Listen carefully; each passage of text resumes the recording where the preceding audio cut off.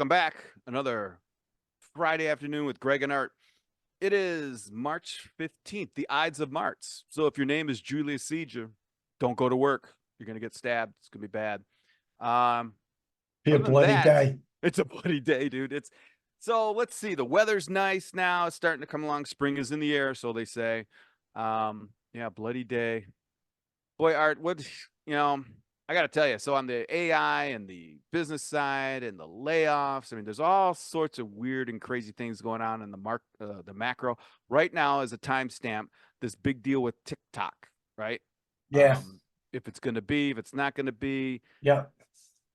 And I'll just say, Mr. Wonderful wants to buy it. Mr. Wonderful wants to buy it. Uh-huh. Mnuchin, there's another guy who used to be, I think, in the Obama administration, says he'd buy it. It's just nuts right now. It is I've only heard one person who's had a chance to actually read the bill and go through it. And it's part of the things that I've seen. It's not about TikTok. This is terrible. I mean, it's like, if you think after 9/11, right, we wanted to strap everything down, and rightly so. So the Patriot Act came out, gave us TSA, gave us all sorts of things that we don't even know about, interlinked all the intelligence communities together so that, the FBI and the CIA and everyone could talk together, which sounds like a good idea. But it did open up a lot of different legal issues of privacy and things. Well, that's kind of like what this bill sounds like. It isn't aimed at TikTok per se. It's at any online thing that the president finds could be harmful to the U.S. Now, wait. You mean the president who's on TikTok? Yeah, correct. That's the one. That's the one. Yeah. Of course, if it goes into law, it's any president, the next president's, right? And if it goes into law, reversing it's a lot more difficult than like an executive order or anything like that. But it's just interesting in the whole privacy thing. The reason that, this is going to Facebook, Google, Microsoft, the big seven or the big whatever they are in the US, they're already under the thumb, right? TikTok, right. It's just weird because it is communist and they do have access and it is that way. That's, but because it is from China, there's no censorship per se. You can get out there and you can say whatever you want and you're not going to get doxxed or shut down or Twitterized. You remember all the stuff that, Facebook banned anything that you said negative about COVID. Twitter pulled everyone off because of what? Right. Black Lives Matter, whatever it was. Yes. So that all happened. It didn't happen at TikTok because, they don't have rules. and that's good and bad, right? That's good and bad. So the Communist Party could influence the streams. They say they don't. I don't believe them. I don't believe them. No. I don't believe anything they say.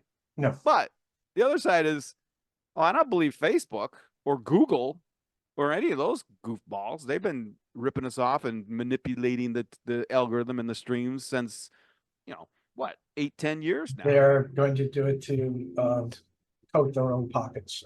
Yeah. And then there's the money thing. You're absolutely right. So I think the Senate will tap it down and probably put something else to kick back to the House. Right. That's how the bills work, right? So, and then they'll do whatever and then see where it goes. It shouldn't even be a bill against, that TikTok. I mean, I understand you said it's might not really be like TikTok, but maybe it should be more like I don't even think we have a privacy act in the US like the EU does. Well, funny you mentioned that. They just passed their own law, which is humongous. I mean, it is just it's much more locked down than this thing. So, I mean, it was the EU Security Act. It's the European Union, not all of Europe, but the EU just passed law Tuesday or whatever it was, and it is pretty comprehensive and locks down a lot of different things. To me, it's wrong, but it's European. That's what happens over there. Hey, well, I guess we'll have to see, right? Yeah. I know. I'm thinking in the next couple of days, I'm going to be posting a couple of videos on TikTok. Of course. So if anybody wants to know, on TikTok, I am known as the printer whisperer. It's true. So tune in when you can. Oh, TikTok's a lot of fun. It Yeah, reminds me of Twitter in the old days when Twitter was before, Twitter became something after the election, the Afghanistan election, when the purple, I don't know if you remember, if you voted, you got your finger, your thumb dyed purple over there. So it was all show your purple thumb for voting. right, right. And then that blew up Twitter. And then when New York, there was a hurricane that came up north and it flooded New York City. Sandy. Yeah, yeah, you know that. Oh, So I know TikTok that. was live, and it was the first time so many people all over the world of the country could watch the streets of New York fill up, and And it was and at that TikTok point. was very new at that time. Yeah, yeah. Twitter was brand new, but that Oh, put them on the Twitter, I'm map. sorry. That's okay. It's easy Yeah, to happen. That put them on the map, and then from that, and that they weren't as censored. Same people were involved. yep, But as they got bigger, I mean, there's all sorts of things that just happened. All of them with Instagram, with Facebook, with Twitter. MySpace didn't have anything to do with it. They died out early. And while we're talking about LinkedIn kind of stood alone because it was business to business. Now, right, Microsoft bought them 2, 3, 4 years ago. I don't know when. So there's been some subtle changes, but not a lot. Not a right. lot that you can see. But it's just very interesting. And speaking of legal, that applies to our industry, and I don't have the details, so I'm really sorry to bring it up. We should talk about it. Is there was another motion by the DOJ, and I think the FCC about this one law that you only authorize people can do maintenance on certain devices and things like that. And it was, what is that called? Well, you couldn't make your own repairs. Remember, you can't make your own repairs on this equipment for whatever reason, and it got passed through. Authorized? Yeah, it was, you had to be authorized, and someone was challenging why do I have to be authorized? Can't I just service it myself? And then the law came down that no, you have to be authorized, but there were certain things that were waived. Well, they're Really? talking about that again. Yeah, and boy, I'm sorry for bringing it up, and I don't have all the details, but um, it came up again today. Department of Justice and some other FCC was trying to get more things underneath that. It's okay, you can service your own thing, but for us, right, it's copier technicians, obviously, but there was a part in it that would probably rub up against HPs and toner cartridges because it's about trademarks and IP. So I Right. think they fell on the side of, well, if it's trademarked and it's intellectual property, then yeah, they have to be authorized to service that. So that's how I think that got, so HP can, So they're that's not. interesting. Intellectual property you mentioned. It's interesting, especially with I'm just putting it out there, just like cars, automobiles, trucks, right? They're all collecting data now. They all have Oh, internet access, right? So would this fall under the same thing that yep. if you're not authorized, you can't work on it Yeah. because See, it that's, has all of this data it's collecting? well, no, but the FCC is a Federal Communications Committee or whatever that is. It's all about that. And no, that hasn't been to my knowledge, it hasn't been a reason why that came up because of the data thing.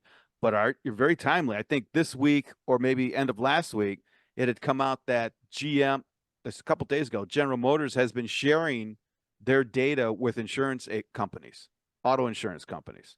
Right. And it's just started to hit where insurance premiums have started to go up based on the data they've been collecting and getting from G. And remember when OnStar first Yeah. came out? Yeah.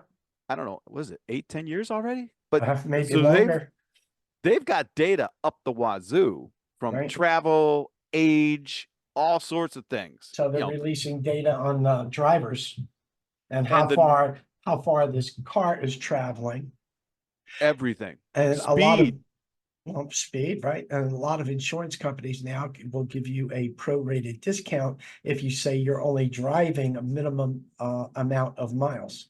That's the That's the old, you're going to love this. That's the old model. And that makes sense, right? Well, they're throwing AI at this stuff. And now it's predictive. It's not looking back on the history, it's predicting. So, I mean, this is sci-fi like Right. the Tom Cruise movie with the precogs that could, Right. stop crime before it takes place.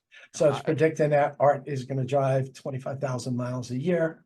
And get into 6 accidents. No, yeah, and 6 accidents, no matter what happens, even if he's got two broken legs and can't drive for the next year. Well, the broken legs thing will come through because the health industry is going to get a hold of that data and do the same thing. Hey, I'm sorry we can't have a guy with no legs driving. Yep. Sorry. Well, no, we can. It'll just cost you a little more. Just, just, just that Yeah, much so more. that's two issues that came up in the last 4 days, Art. That is like, are you kidding me? And I keep going back to this industry. We were monitoring machines before even people thought about it. Now, Correct. data is getting from machine to machine, is coming back, and it's impacting everyone. Right. Everyone. And it's just starting. Yeah. Nuts. It's all about the cash, brother. It's all about, oh, yeah. Well, that's a whole Hey, nother ball of wax. Yeah. so I'm going to change gears. Mm-hmm. And do you know what today is?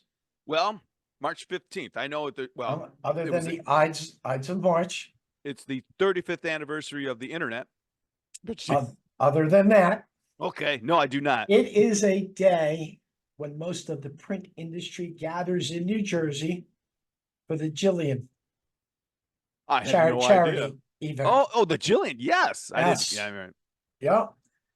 Wow. So it starts at 6 p.m. this evening. I had an invite, but Oh, wow. I had to bug out because I got a date with the granddaughters tonight.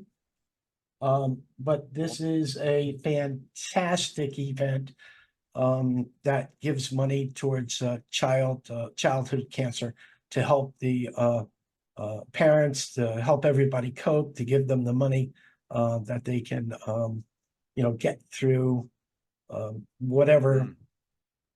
situation they may be in. Right. So it's Yeah, a that's a great it's organization. But you've got people flying in from all over the US and actually from other countries who will actually join the event. So if you wanted to rub shoulders with the who's who of the industry, this is the place to do it. yeah, that's great. Boy, it's been a while since they've been doing that too. And then the ride for Jillian, I'm Yeah, not sure if they still do that, but wasn't that yeah, tied with the that Memorial Mike Day? does. Yeah. Cross country, they used to do that. I think they did it last year. I'm not sure if they're doing it again this year, but boy, you can't get a better example of a great thing the industry's done An and has been doing. industry getting together and helping out the community, right? Yeah. It's Yeah. all about giving back, right? Yeah. It's a great thing. And you know what? Talk about that whole organization that I had the opportunity to try and get some help from them for one of my buddies. Um, they all chimed in and pitched in whatever they could do to help. And all I needed was information to forward to him. And everyone came back with some great links and stuff and things like that. But That's fantastic. yeah, that's really cool. I'm sure it goes on in other industries, but doesn't really matter to me that stuff. Cause I remember, just like you, when it first started, right? When it very first, when it was Yep. actually going there. But and it's great to see that the industry keeps it. And that's Mike and his clan and everyone keeping that thing going. And That's pretty cool. all the manufacturers, Yeah. Ricoh, Kodak Minolta, Xerox, Lexmark. I mean, everybody's even involved, even your third party solution companies. Yeah. They're all there. They're all giving money. It was interesting. I think this year's event was disco. You're kidding me. Yes. Yes. Well, Which I was like, I hope there's video. yeah. There'll probably be pictures. I don't know if there's going to be video. So that's why Andy had his purple Yes. sparkly shirt on. It's like, what the heck is he wearing? It's Kiana shirts and his Angel Flight pants.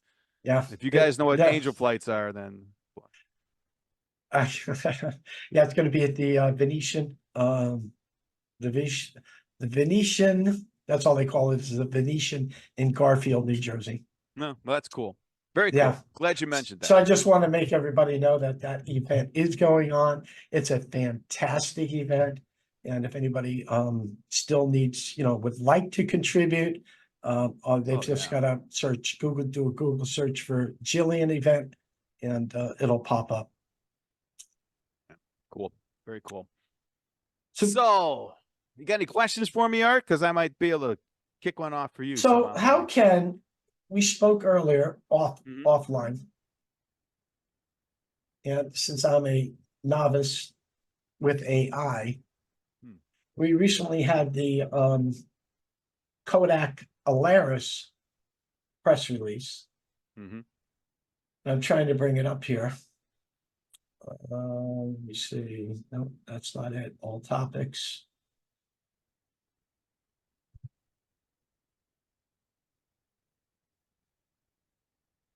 It's somewhere in here.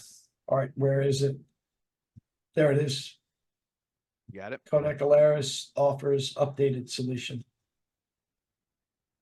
What are they? So What is it? so they said they launched info input 7, which is new features. I'm sure that's one of their software packages, but it said expanded document AI services for unstructured documents. Yeah. Now, to me, that was key because I'm reading unstructured. I don't know what unstructured is. So I had to Well. go to Chat GBT. Oh, really? Yes. And it told me an unstructured document is a type of document that does not adhere to specific format or scheme.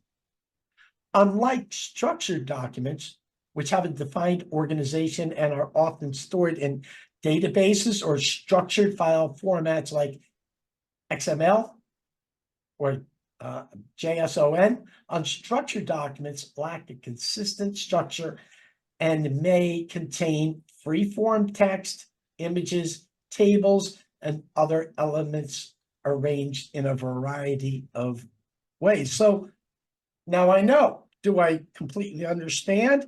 No, I don't think I do. But it goes on to tell you more about plain text files, word processing documents, PDF files, emails, web pages. So I'm thinking it's thinking all of that is part of that unstructured document. Yeah. I think especially with scanning. Do you remember the old days when we were handwriting forms and you actually had to put your letters in? I think it was tax forms at different. You had a line, but then you had a segment for each letter. Remember, you had to put a letter there, handwritten letter, and it was in these It had to be within a box. right within the box. Now that Right. became structured, right? So when it got scanned in, Got as it. you know, structure meant that, okay, at this location and this document and this image, that's the name. And on and on and on and on. Obviously, unstructured is just scan it in, and whatever the system sees, Right. it can process. So wait a So minute. that's pretty broad, but yeah, there you go. When I was in high school Mm. Oh. 50 years ago, Mm-hmm. and they gave me these tests, uh, and you had to check the box. You would call that answer would be structured, right? yep. That became structured. So whatever intake, like the Scantrons, right? The number 2 pencil. Right. All it did was shine a light behind the paper and the photo, scanned it up, but it had to be really dark, hence the number 2, and in that location, because the location of the scan was very small and specific. It was just a little bit off, it wouldn't read it correctly. So it came in structured. Now, it's a big deal when you hear data, because structured data will have a key that allows a search engine or a search program to go through and look for that particular piece of data. Right. Right. So it's got a unique identifier. Right. And then within that, there's another structure that within this unique identifier are other unique, bump, bump, bump, bump. So you get all that data. And unstructured is just scan it in, and then I can search it no matter what. Doesn't matter, handwriting, imaging, uh, wave files. Okay, wave files, MP3s, MP4s, doesn't matter. Right. Which is unique there, right? Because an MP3 file, how do you? It's unstructured unless it has an area for the title and then all that other. Now that's called metadata. Now don't Right. whatever. So I think when I first ran into real application of unstructured data was with Evernote. It's a note-taking system. And back in those days, if you scanned a PDF or you scanned or took a picture, it was an image file. There That's was correct. no way Yep. for the software to know that I just took a picture of GREG, each individual, and those characters spelled the name Greg or, library or whatever. Right. There was no way to do that. Evernote was the first application I ever got that actually did that. It picked up text out of PDFs, images, and then handwriting. I mean, this So is it would put it, years ago. so it went, once you saved it and you did a right click on it and you went to properties, it would give you, I didn't even have to do that. okay, I just scanned it. And then if I put it search in, I didn't believe it. So I did the handwriting notes. I got forget it. what the name of the application was back then. Either scanned or even on the tablet, put it into Evernote, and then went to Okay. the search box, typed the search, and boom, if it didn't find it in the background of a photo, it found it. Handwriting, it found it, or a close likeness up. And this is years ago. So that kind of technology's always been there. Now Right. with AI, it gets even better. And this is really weird that you mentioned that now, because just last week or this week, a robot came out. And I think you and I talked about this, to talk about unstructured data and AI and how it impacts things. A robot was just, it's a prototype, but it had vision. Okay. And the demo was the robot is sitting there, and the guy comes up and says, there's a table set in front of this robot. And he puts a tray down in front of him, says, describe for me what you see, the robot. And the robot described a tray, the utensils, a red apple, plates. He described everything it described everything it visually, quote, saw with a camera. All right. A red apple. And then to further the demo, the guy who brought it out started putting, stuff on top of the tray. So he couldn't see it. So the robot couldn't see it. And the robot started removing the towels and things off of the tray without disturbing the tray. And then, describing what it was. And then I think the guy even says, well, what on here is edible? And there was an apple there.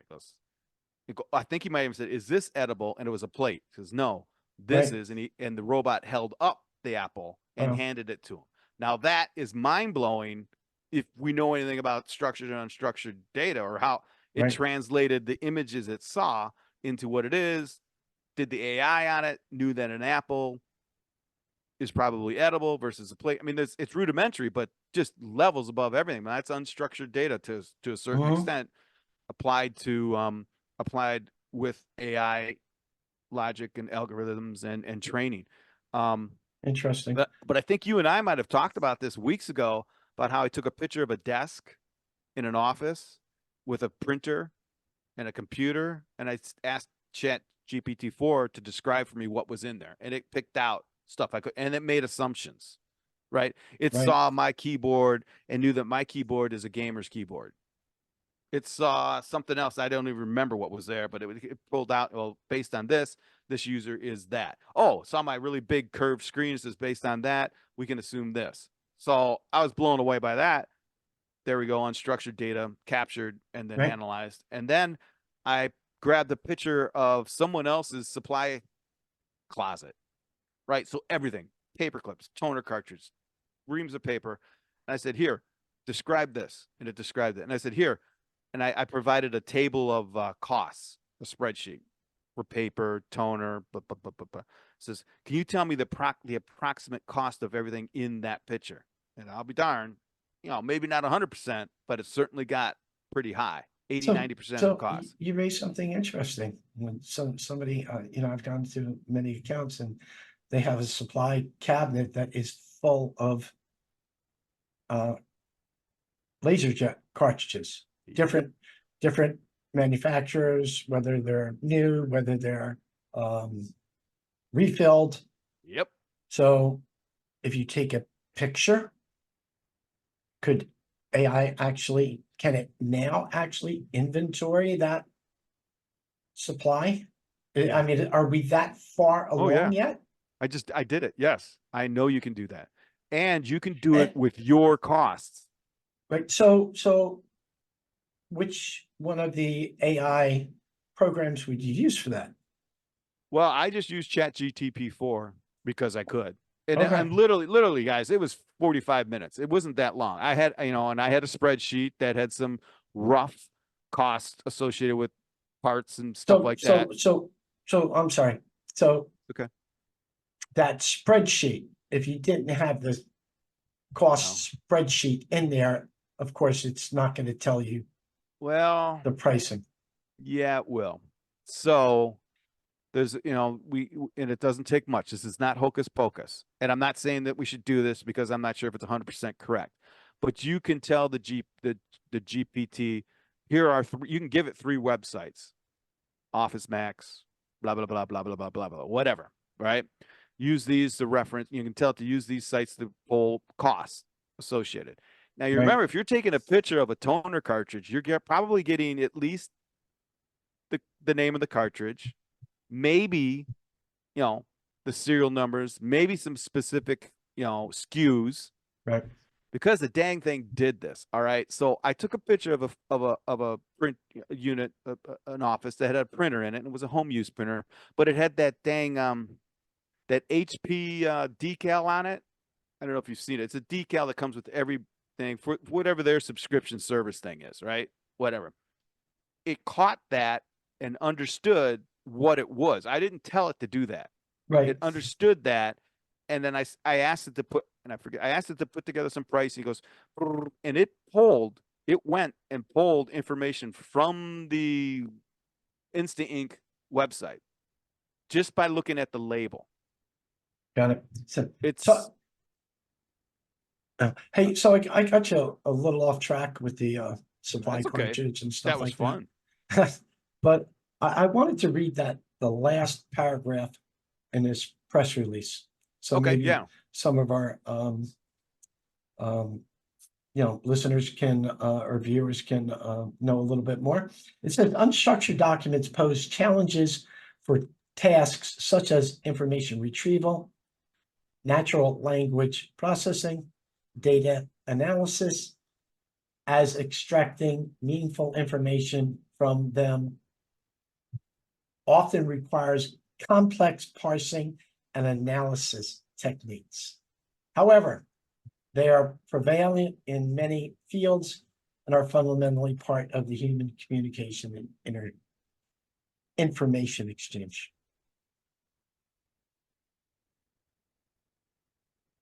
So what's that telling us? Well, if I were to be really cynical, it's not saying anything new, because that's exactly what it was 10 years ago. It was always, it presents problems with this, makes it harder to communicate. What they're saying is that their AI engine or AI tool or whatever handles all that stuff, so that Correct. it just makes it more streamlined. So, you don't have. So maybe one day, maybe we can get them on a show and I would like to hear that. help us Seriously. out. Help us out, because I'd love to know more about this. Yeah, I would too. And I'd probably press them a bit on it, right? Because AI is a perfect app. It is a perfect thing to do what they say it solve the challenges that it says that they say are out there. And those challenges are still there. Whatever. That could be anything from, oh my gosh, I scanned in a huge document with paper clips in it and I jacked up my whole scan, whatever that is. So maybe AI would just go in and fix that, which it could do. Right. Probably pretty easily. And the fact that, I'm scanning all this in and it's going to get into my CRM or my accounting system or whatever. I just need to make sure that that data in there that I scan is A, correct, and B, structured after it goes through the scanning process. Then the AI should do that. Right. So I'm going to take this a step further, right? So this is Kodak Alaris, one of the, largest providers of scanners, whether they be scanning forever, yeah. desktop scanners or whether they're production scanners, right? Mm-hmm. Mm-hmm. So now the question becomes how soon does this come to office MFPs? Well, that's been the question for a long time. Well, I take it if it can be done, if it can be done here. Oh, well, the software yeah, that's a good question. Can they take this software and can they license it to the likes of Ricoh or Konica Minolta for their MFPs? Well, you know what? Interesting. That'd be a good question, because I in my sort of past, I was pretty involved with the Panasonic scanners, right? And Yeah. the software is very important, but so is the scanning. And I don't know beyond that, I don't know what that means, right? I don't know why a well, the biggest thing in the olden days was that those ADFs could not handle off a copier. You know, what was the max? 50? Yeah, but they're there now. Yeah. They're 300 pages and they can take all different sizes now and Yep. different paper weights.